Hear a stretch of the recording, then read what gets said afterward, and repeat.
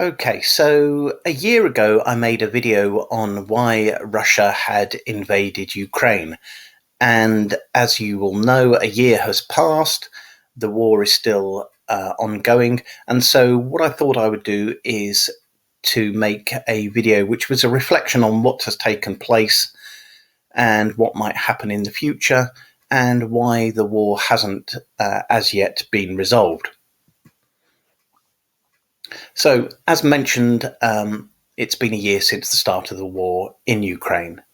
I think the first thing to say is that for Russia, it's proved to be a disaster.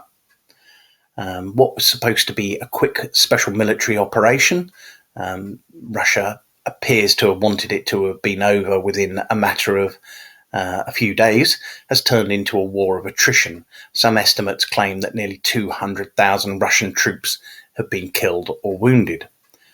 The other thing is that this can't really be seen as any sort of triumph for Ukraine either.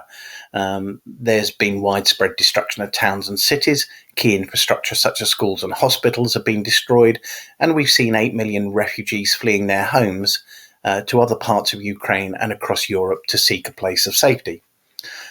So all in all, the war has been disastrous for both countries. So why has the war taken place? I think the reasons are varied and quite complicated, but a brief overview is that for President Putin, the war in Ukraine was to protect Russian sovereignty from an expansion of NATO, the North Atlantic Treaty Organization. As you know, this was Western countries who, after World War II and the threat of communism, grouped together and said that if one were attacked, the others would step in to protect a NATO country. So Putin doesn't want to see an expansion of NATO because Ukraine is right on the border with Russia. And Putin also says that there's been a threat to Russian-speaking areas of Ukraine that it basically regards as historically part of its own territories. In fact, Putin has often suggested that Ukraine doesn't exist as a country in its own right, that it's traditionally Russian. It's also claimed that it's trying to attempt a process of denazification, and that goes back to World War II and claims that that some Ukrainians colluded with the Nazis. More recently, Russia has basically claimed that the West started the war and is attempting to get rid of Russia itself. So I guess one of the questions might be, is, given that the war has proved disastrous, do Russians support Putin? Well, in general, yes. Most older Russians get their news from TV reports that are controlled by the government, and the government has also made any sort of criticism of its actions illegal. For younger people, I guess that the picture is a little more complicated. Many are divided in their opinions. Obviously, they don't want to think about the people who have died. Well, they do think about the people who have died, but don't want to think about all the terrible things that are happening. But at the same time, they're quite patriotic. The Russian government has also conscripted 300,000 men to fight in Ukraine.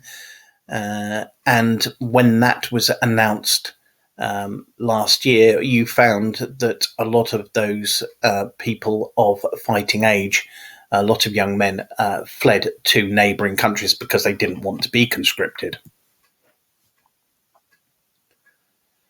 Now, one of the questions we might want to ask is, why can't the United Nations resolve this? After all, the United Nations is that organisation set up in the wake of World War II to try to prevent future catastrophes such as this. Well, again, not every country supports Ukraine. China and India have both abstained from votes against Russia. In addition, the most powerful part of the United Nations, the Security Council, has 5 permanent members, which includes Russia.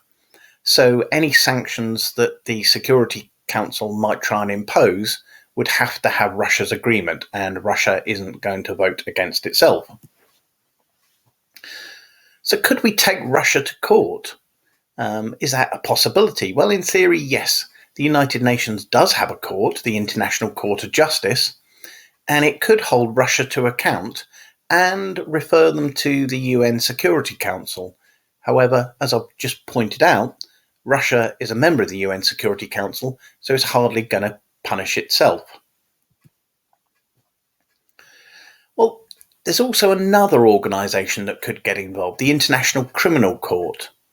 This has been set up to try to deal with war crimes, and I should say that when we're talking about war crimes, there have been accusations that those have been committed by both Russia and Ukraine.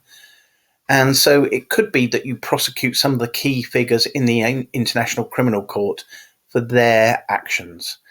It's unlikely that Russia would recognise the actions of the International Criminal Court, and also it's no longer a signatory to that court. So the chances of Putin ever facing prosecution are highly unlikely. So is there an end in sight? Well, not really. President Putin has declared that 4 Ukrainian regions are now part of Russian territory, despite the fact that he controls no major cities, and President Zelensky has stated that these will be reclaimed.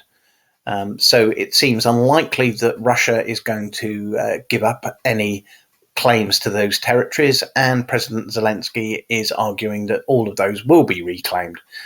In the meantime, the West continues to support Ukraine with weapons such as tanks. However, other weapons such as long-range missiles have not been provided for fear of escalating the war beyond Ukraine's borders. So, after a year of fighting, it seems unlikely that the war will end anytime soon.